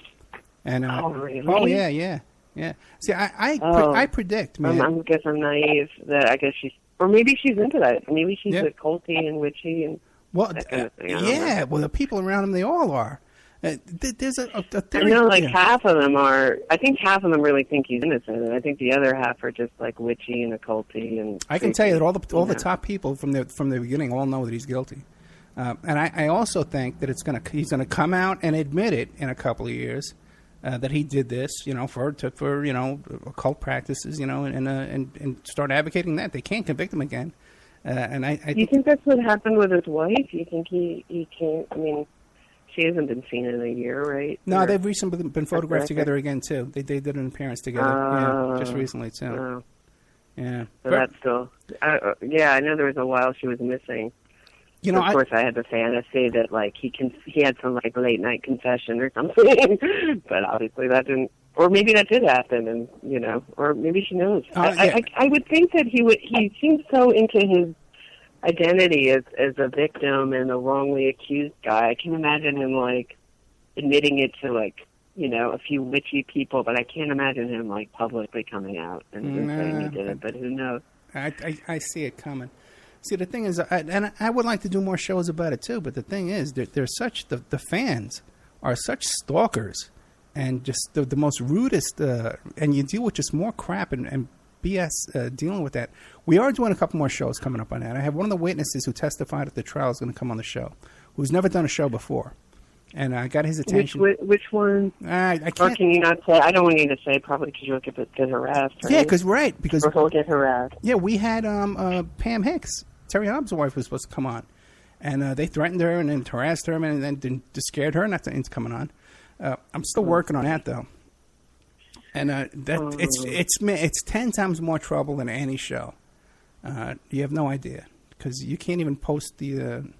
You can't announce it, you know, and just people. I know, and young girls too. I notice on Twitter that, you know, a lot of young girls will you know, say supportive things about him or be doing book reports or you know, saying he's dreamy, and it's really, really creepy. Oh boy! And people still saying, "Oh, I wear black," or I listen to metal.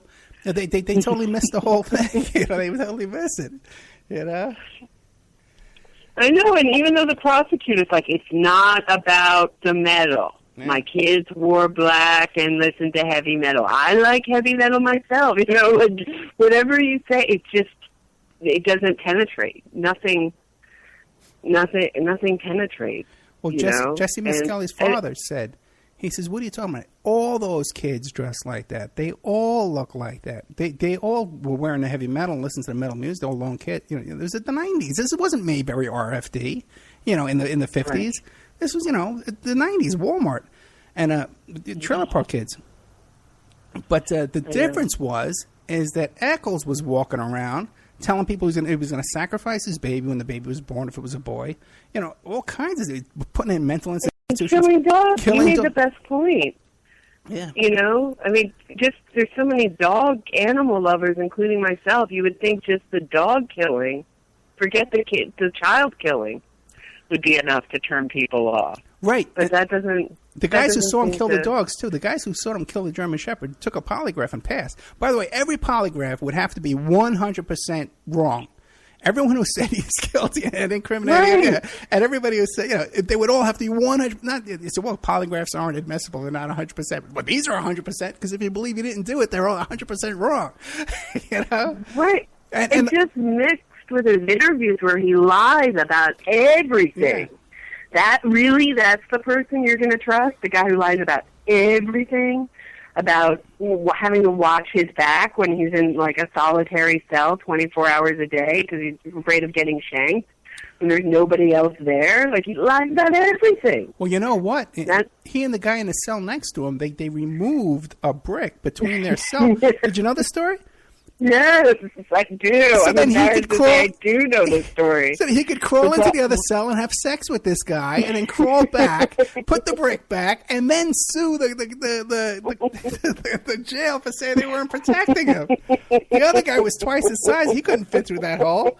The whole thing's crazy. I think there are some members of the public that aren't witchy, that are just convinced of the DNA evidence with the hair, because they say it's an exact match to Terry Hobbs, when it's, not an exact match. Right. It's 5% of the population, and the kid lived with him, But I think that is somehow persuasive in some ways with these incredibly, biased and ridiculous documentaries. But once they make up their mind, they're really rigid too, though. It's really hard to. I don't get it. It's just that's what's so fascinating. They all have no problem about calling up and just sticking to their opinion, no matter what what evidence is presented. It's really fascinating. Oh yeah, like the comments on YouTube, you can tell that they didn't even listen to the especially the show where we pretty much lay it out a really good case that he's a member of the OTO. They named a library after him. He signed up to the OTO ministry group while he was in prison, while he was claiming he was a Buddhist. The OTO has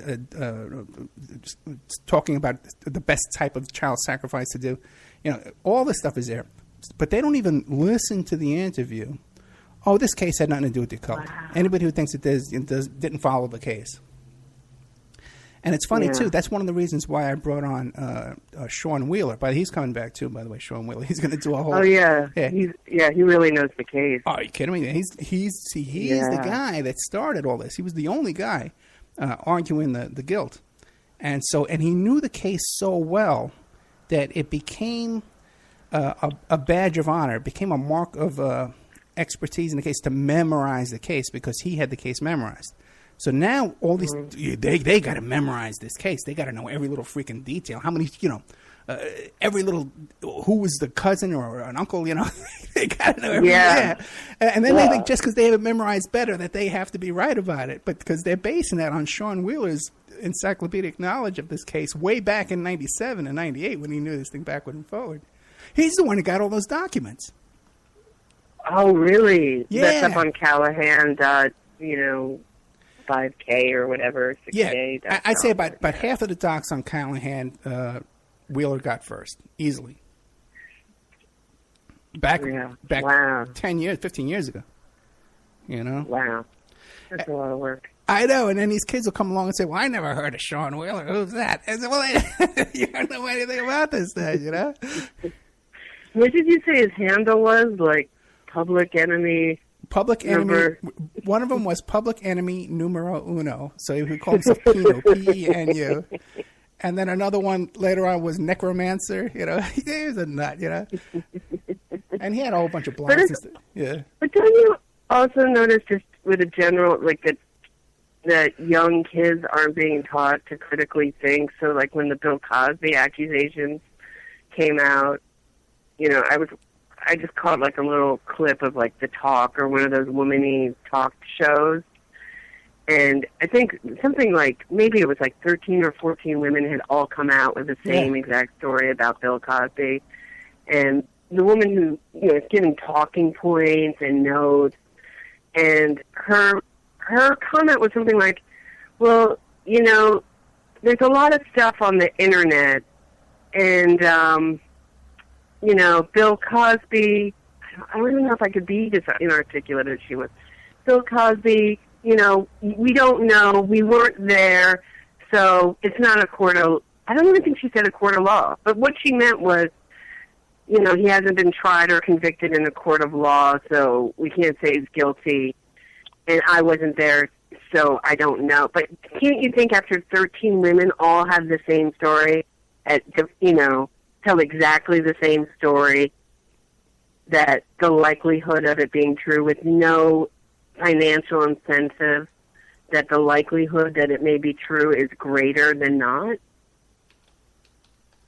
Yeah, you would think so. And the same people that say, well, oh no, the Illuminati's coming after him because he talks about blacks taking responsibility for themselves. And the Illuminati went after Michael Jackson because he was exposing them, you know, and they set him up and they you know, they did all this. You know, my God, you know, you got to be so.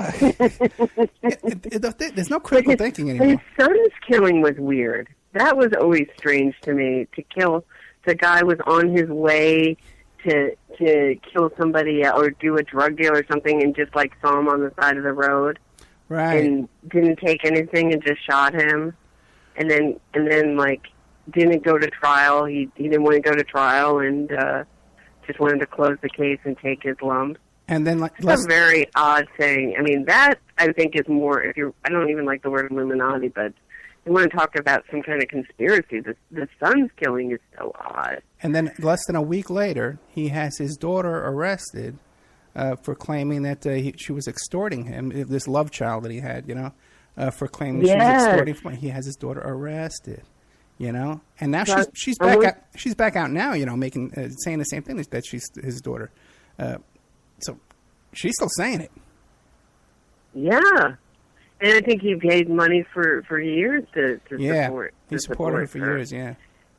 I mean, do you think? I mean, could it be possible that one of these women that he drugged or something that could have been a revenge killing his son? I don't know about that. Did it have something to do with the daughter or? I don't know, but the killing was weird, it was funny too because if you listen to the first interview I did with Mark Ebner, he brought up Bill Cosby, assuming that I would know what he was talking about the rapes, you know, about the drugging and the rapes, because he's been talking about this for years and years. Mark Ebner, yeah. Mark Ebner, yeah. So and he says, well, what about Bill Cosby? And I says, yeah, what about that when his son got shot and then he gets his daughter arrested? And he wanted to talk about the rapes, though, but I totally missed it. I should go back and listen to that myself and see what was going on with that, because he had some stuff he wanted to say that I wasn't letting him in the first interview. Oh, yeah. Yeah. You mess up. Yeah, I read his book. It was interesting. Oh, really? Which one? Hollywood Interrupted. Yeah. Yeah, I always wonder about, I don't know, I didn't think it at the time, but now with Johnny Depp supporting Damien Eccles, it's awfully strange. On Halloween, that River Phoenix dies right in front of his club. Yeah, when River Phoenix was dating his ex-girlfriend. Yeah, with him being so jealous and all that. Yeah, I thought it was. Sometimes I wonder about that, but yeah. And someone else said that River Phoenix took a drink, and he says that's what was in that book. Yeah, the book, and I was like, I've never heard of a speedball being put in a drink, so I thought that was. I don't know, but then GBH was going around then too. Did they test for GBH then? Would that have come up? I have no idea. His autopsy? I have no idea. Because remember Billy Idol collapsed like right around that same time of a GBH overdose. I mean, there's a ton of stuff. GHB. And the other weird thing is that is in his autopsy is like they said, oh, he took a cold pill, and I was like, well, maybe it was like crystal meth back then, and they didn't make the connection. I don't know if it was even made from cocktails back then, or if it could have even been confused in the same way. Well, you know, if you could die if you take like NyQuil, and then you take some Tylenol PM at the same time. That's lethal. That could kill you easy. Oh yeah, that's what this guy Ivan died from. Tylenol PM. Tylenol PM is a dangerous freaking drug, man. And they sell it in those big giant bottles. For what reason do they sell in those big giant bottles for?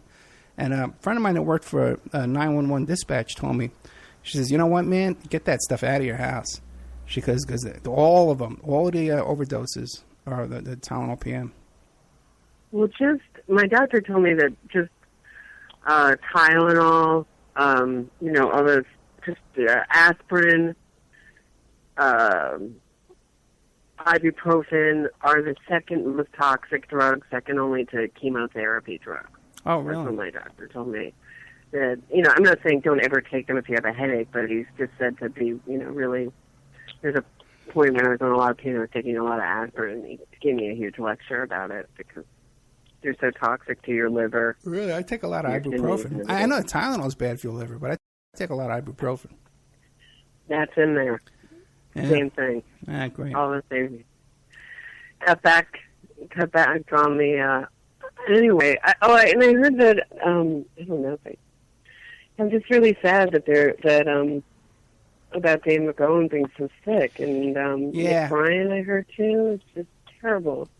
Well, the Nick Bryan thing, I haven't confirmed yet. But Dave McGowan, for people that don't know, we found out that Dave McGowan is in the hospital with stage 4 cancer.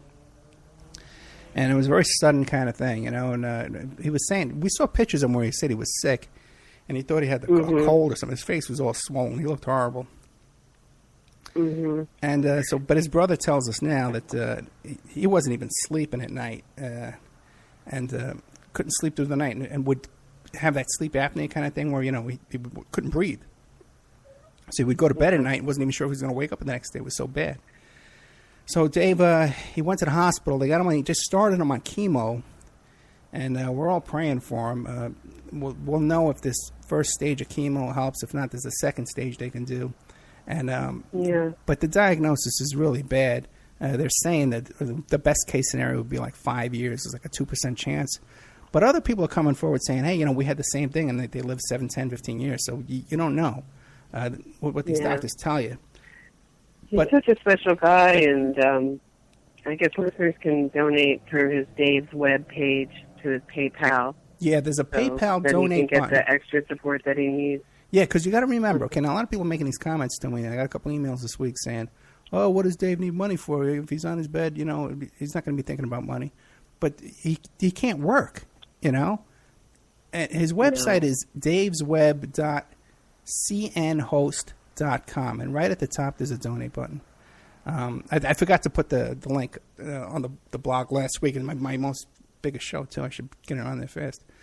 But right. Yeah, but there's a donate button on there, and you got to understand, he can't work now while he's sick like this, okay? And he's just like all of us, living paycheck to paycheck. His brother, while he's sitting by his bedside, can't work and support his family. So they need our support, and people got to start taking this serious. I know there's a lot of bull crap out there, but when you look at people, if Nick Bryan, if it's true about him, I know Vinny Eastwood, man, he has no money to pay his rent this week and live. Dave is on his quote-unquote deathbed, And, people are putting their necks out for you, and a lot of other people on the other end are kind of treating it like a game, like it's a joke, or, it's a hobby or something fun, entertainment. Look at Reverend Pinckney. Reverend Pinckney is in jail 7 years. The guy's 67 years old. He's in jail for 7 years he's facing. Serving already in there. Yeah. So, and I have no doubts in my mind. Yeah. I think, if you've been through something horrible, it doesn't just affect, you, it affects your whole family, and even right down to your dog. Right. And, dog food, rent, family, everything. You know, it's not just you. Right, because Dave's brother can't be working affected. either. And if you want, and for those people who are suggesting something like that's available in California, some kinds of like alternative treatment, or even just, you know, for nausea control, you know, with marijuana, not that I'm suggesting it, but if he chooses to go with, that's not free. That's not covered under your health plan, those kind of things, you know. And this is a really aggressive chemo he's going through. So, yeah, those are all personal health decisions he's going to, you know, have to make, but at least he should have the, you know, option, right? Yeah, he doesn't have good health insurance. I can tell you that right now. And neither does the brother. And this is going to bankrupt the family, you know. So the point is, though, okay, if we're serious about what we come on here talking about, we got to stick together and we got to help each other out. And I know, like, even with the members section, I set up the new members section to help support me and support our situation here. And we got a lot of people complaining, you know, that we don't have new content up. We got our own problems over here, too, as well. You know, I haven't heard from Christoph in about 2 weeks. You know, he's not a well guy either. You know, the webmaster who volunteers to do this stuff for us. This is all volunteer, man. This is no one's getting rich here. We're taking money out of our pockets to do this for you. Even right before this show tonight, thank God that Tracy from Awake Radio, Tracy Kennedy from Turtle Island News, found a copy of the software for me and sent it over to me. She sent me over like 10 of them. None of them were working because obviously I got some crap going on my computer here. So, but otherwise, I would have had to buy another program or rent, do $15 a month for another expense for all this. And all this money's not growing on trees. This is work, guys. This is a lot of work. You know, even doing my research today on this Anthrax thing was hours and hours and hours. And that's with, guys, by the way, too, we're just settling my custody thing with my daughter this weekend, okay? We're going to be signing this paperwork that's going to end all this stuff. My daughter's going to be with me 5 days a week. Oh, that's great. Yeah, which is all we wanted from the beginning. So we had to go a whole 2 years in litigation. And spend, that's suffering, yeah. Oh, you have no idea how bad it was. And this kid went through hell. But I'm dealing with that as well, besides this stupid radio show and the extra after shows, which we are recording and we are taping them. I have them. I just can't. I don't know how to upload them to the website. So if anybody has any kind of experience doing that, you want to get a hold of me and help out while Christoph is on the mend, you know, get a hold of me and help out. But, you know, don't give us a hard time about it, man. We're all trying to do this together, you know. And any amount of money you guys can send me, trust me, I spent 10 times putting out here in doing this nonsense. Okay, so let's do like a quick review. So if you want to help out, ways to help out, donate, become a member. Right? The first thing is for the Opperman Report website. The most urgent thing right now is Dave's on his healing Dave's bed. Web. Right. DavesWeb.cnhost.com. But if you just Google Dave McGowan, and there's a donate button right there at the top. And if anybody from the group, the Weird Scenes group, or Dave's family wants to call in, we're going to be on for another hour and give us an update. That'd be great too. We'd love that. You want to help out with the show? There's free content. There's extra content in the members section that you can sign up on OppermanReport.com. Which is excellent, by the way, I can say. Oh, yeah, there's good stuff in there, right? That Janansky woman? Yeah, I know. But I feel like a little guilty because I feel like that makes the people who are complaining when there's not new stuff up there. I'm like, you know, I think the same thing. Like, get some new stuff up there. We're just, you know. Here's what I got that's new. Well, let me look this up here. It's not to bug you. It's just to, I know. We just like the show. How do we get it up? Do you know how to do it? I don't know how to do it. You know? I don't know how to do it. I didn't get the password till 2 days ago. I know someone who knows. I'll ask around. Get them for me. I didn't get the password to do this till 2 days ago. I just got the passwords. Okay. But we just did an interview with Neil Sanders about mind control. That's the one I'm dying to hear. I know. Yeah. It's pretty good. It's good. Doug Valentine. That's a really good interview. Doug Valentine was the guy who wrote the book about the Phoenix program. And he actually... He got... Is that up there? It's not up yet. No, it's on, but I did it. I recorded it. And he loved this interview. It was one of his favorite interviews he's ever done, and he wants to come back really quick, okay? And he has... Wait, hold on. Are you serious? Yeah. I think my boyfriend can do it. Oh, good. Have him call me tomorrow. Oh, he said, don't mention it now. Okay, yeah. but... Have him call me tomorrow. You have this number, right? It came up? Yeah. Okay, that's the number. Douglas Valentine wrote the book about the Phoenix program, okay, and about how the CIA was extorting people down in Vietnam, and how it went on to El Salvador and goes on to this day. How these CIA agents went into drug enforcement agents. Okay, he was telling me about how he met Colby and used to visit Colby, and he has all the recordings of all these interviews with these CIA agents and Colby, and he'll make them available to us. Oh wow! Oh wow! Yeah, I know. Kathy Scott wrote the book about the Robert Durst murder. Okay, Neil Sanders, Mind Control. So we got a lot of great content up there that's about to come up. I'm going to be doing another Marilyn Monroe show, another Paul is Dead show. I got John Draper, the phone freak guy. Yeah, what is that? He was he used to live across the street from Yippie headquarters, and back in the 70s, he came up with a scheme. He found out that if you took the whistle that came inside a box of Captain Crunch as a toy, that you could blow it into the phone and make free phone calls with it. So he went on to do a whole bunch of crazy stuff. Yeah, I know. He's a character. And he got arrested a couple of times for some stuff. But fascinating guy. Wow. Oh, by the way, too, I'm being told by Ann Romney that Dave's website also is called Center for Informed America. America, that's right. Yeah, Center for Informed America. So you can also Google that and find it. But if you Google Dave Ramsey, it comes up right away. Yeah, because when I was growing up, Abby Hoffman's protege lived in my house for like a year. Oh, what was his name? And Abby Hoffman stayed over. Al Giordano, do you know No, I never heard of him. No, I never met him. Yeah, and Abby Hoffman stayed over for, it was like it was right before, it was like a couple of years before he committed suicide. Oh, really? And okay. He had all that face work from, being on the run. That was so around he looked really different, and he yeah. also looked just really, like, I guess my impression as like a 12 or 13-year-old was, when you go up against the government, it takes everything out of you. He was kind of like a shell of a person. Does that make sense? Yeah, no, yeah, and I that's around the same time I met him too. It was right before the suicide, and you're right. He was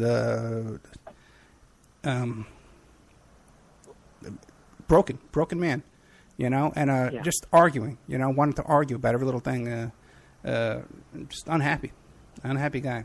Very unhappy. Yeah, that was the vibe. He was very, very unhappy. But still working too, man. Because when I met him, it was at a meeting of the NYPIRG, the New York Public Interest Research Group, had a fundraiser, and so he came on there and helped out with that and did like an appearance. Okay. Yeah. Well, I don't know. My father is a writer, and he got himself like elected as the only guy who didn't vote for Reagan at the Republican National Convention in '84, which is weirdly the guy sang the national anthem who was in the Franklin scandal. Who am I thinking? Larry King. Yeah, Lawrence King. Lawrence King, but the whole reason what was going on was a big fight against a pumping station, pumping water to cool a nuclear power plant, and the whole town area was against it, and they were fighting Philadelphia Electric Company for years, and my mother was arrested multiple times, and it was just a big, big fight, and that's what he was brought in as to kind of rally the troops. So.